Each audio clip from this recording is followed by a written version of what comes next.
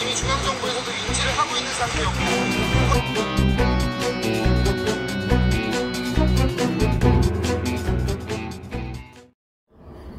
정규석 처장님 안녕하세요. 오마이뉴스 김병기 기자입니다.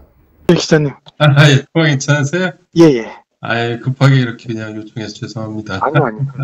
10일부터 19일까지 용산공원 시범 개방한다고 이제 결정을 했는데요. 예. 이런 결정에 대해서 좀 어떻게 받아들이고 있습니까? 지금 나와 있는 데이터, 그러니까 위해성 조사 보고서, 국방부 보고서를 놓고 보더라도, 토양환경 보전법상 1지역, 그러니까 공원이나 주거 같은 시설이 들어설 수 없는 곳이거든요. 지금 현재 개방하겠다는 곳이. 공원으로 시범 운영하겠다라는 것 자체가, 상식적으로 이해가 안 가고요. 그리고 이게 정상국가라면 이렇게 정상적인 국가 행정이라고 저는 생각이 들지 않고, 그리고 또 더해서, 지금 현재 모든 미군 기지들은 반환 받고 나서 정화를 하고, 그리고 이후에 이제 오염 정화 비용을 미군한테 청구하겠다는 게 우리 정부 입장인데. 오염 뭐요? 오염 정화 비용이요. 예. 근데 용산 미군 기지 지금 여기도 이후에 미군하고 오염 정화 비용 협상을 계속 할 거란 말이에요. 예. 그런데 용산 미군 기지를 안전하다고 붙여놓고 시민들에게 공원으로 개방했다? 그래 놓고서 미군한테 여기 오염된 땅이고 위험하다. 그러니까 너네들이 비용을 내야 된다라고 얘기하면 당연히 협상에서 불리하겠죠. 우리 정부는. 국익에도 관하는 협상을 하게 될 텐데, 환경정책 기본법에 보면 사전 예방의 원칙이라는 게 명시가 되어 있는데, 국가는 오염물질이나 오염 지역을 알게 되면 오염원 제거를 최우선에 둬야 되거든요. 근데 이게 무슨 뭐 여행사도 아니고, 시민들에게 안전하다고 이야기하면서, 그리고 담배도 하다못해 담배도 있잖아요. 담배도 물론 담배는 기준치 이하여도 여러 가지 뭐 폐암 등 여러 가지 병을 발생시킬 수 있다고 경고 문구가 있잖아요. 근데 지금 정부에서 홍보하고 있는 보도자료나 홍보자료에는 오염물질에 대한 얘기는 단 그만큼 하나도 없어요. 이걸 정부의 행태라고 누가 믿겠습니까? 다른 나라에서 보면. 어쨌든 그 국민 건강이라든지 환경 오염 등에 대한 그 우려가 계속 이제 그 제기돼 왔지 않습니까? 예. 그럼에도 이제 그 정부가 밀어붙이고 있는데, 예. 그 정점에는 누가 있다고 보고 있는 건가요?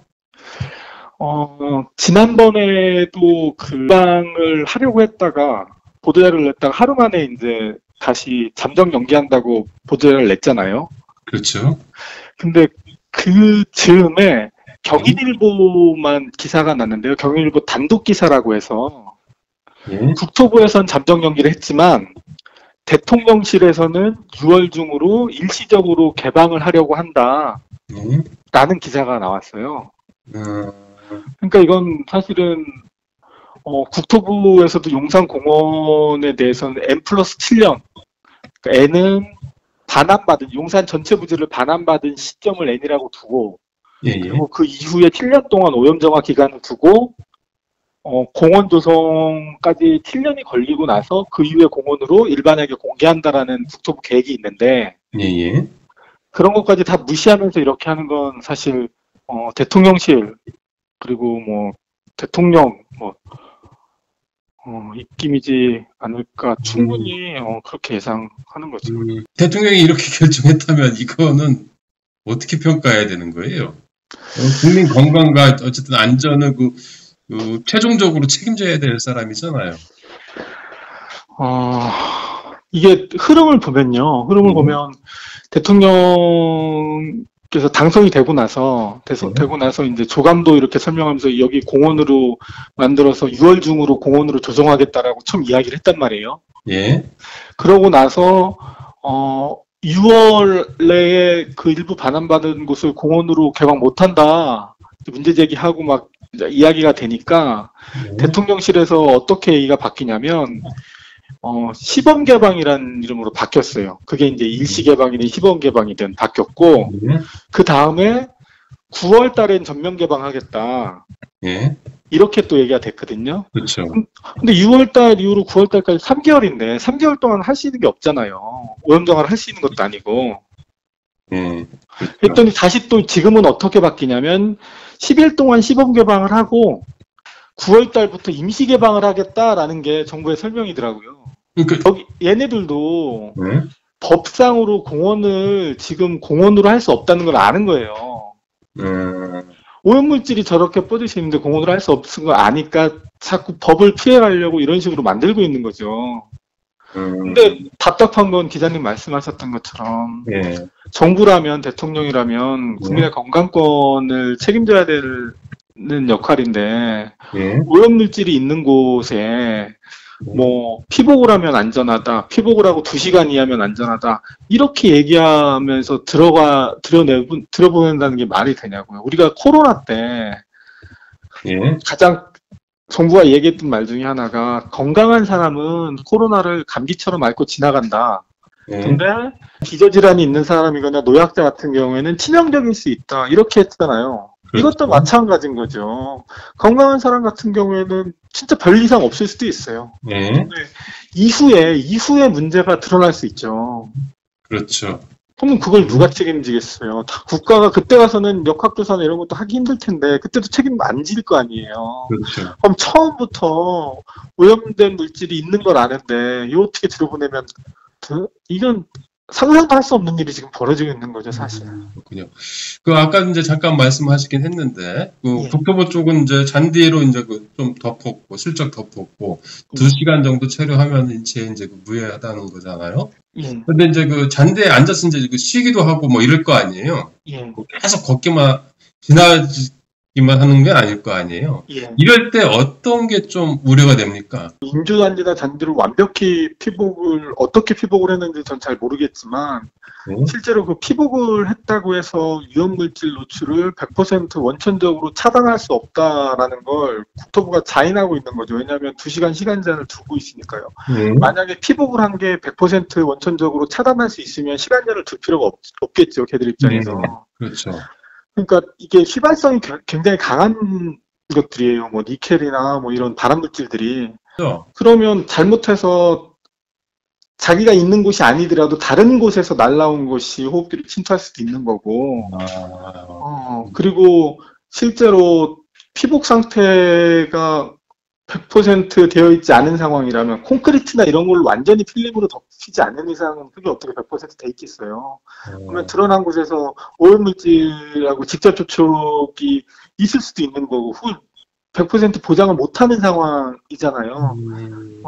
그런 상황이기 때문에 만약에 건강한 사람이면 모르겠지만 기저질환이 있는 사람이라면 똑같은 오염물질에 노출된 상태여도 2시간 이내 뭐 괜찮다 하지만 누구는 10분이어도 굉장히 어려운 상황에 처할 수도 있는 거고 누구는 그 시간에 관계없이 말씀하신 다이옥신 같은 경우를 바로 만약에 그 접촉이 된다 한다면 그건 정말 치명적인 거겠죠. 네. 근데 어쨌든 거기에 지금까지 그 미군 숙소가 있었지 않습니까? 그 사람들 같은 경우는 뭐 별 저런 문제가 없었던 거 아닌가요? 그걸 이제 국방부에서 그런 얘기를 했는데요. 예. 어처구니가 없는 게 하나는 미군들 입장에서는 토양 오염이니까 땅 속에 있는 오염물질이니까 대수롭지 않게 생각할 수도 있고요. 예. 그리고 또 하나는 일부 정보가 차단되어서 잘 모르고 지나갔을 수도 있고요. 예. 근데 우리 대표적으로 고엽제 문제만 생각하더라도 시간이 지난 다음에 사회 문제로 발현이 됐잖아요. 그렇죠. 예. 그러면 지금 주한미군들이 나중에 인체에 문제가 생겼다고 미국 국내에서 사회 문제가 될 수도 있는 거죠. 그걸 누가 장담하겠어요. 그리고 또 하나는 미군들이 거주했으니까 괜찮아라고 얘기할 수 없는 게 미군들은 신체 건강한 군인들이잖아요. 그렇죠. 근데 아까 말씀드렸던 것처럼 일반 시민들 중에는 기저질환이 있는 사람, 노약자들도 다 포함이 돼 있을 거란 말이에요. 그렇죠. 그럼 환경 위험성에 대한 역치가 다 다를 텐데. 어른 애들도 많이 갈 거고. 예. 그렇죠? 그럼 그걸 어떻게 균일한 선상에서 볼 수 있느냐.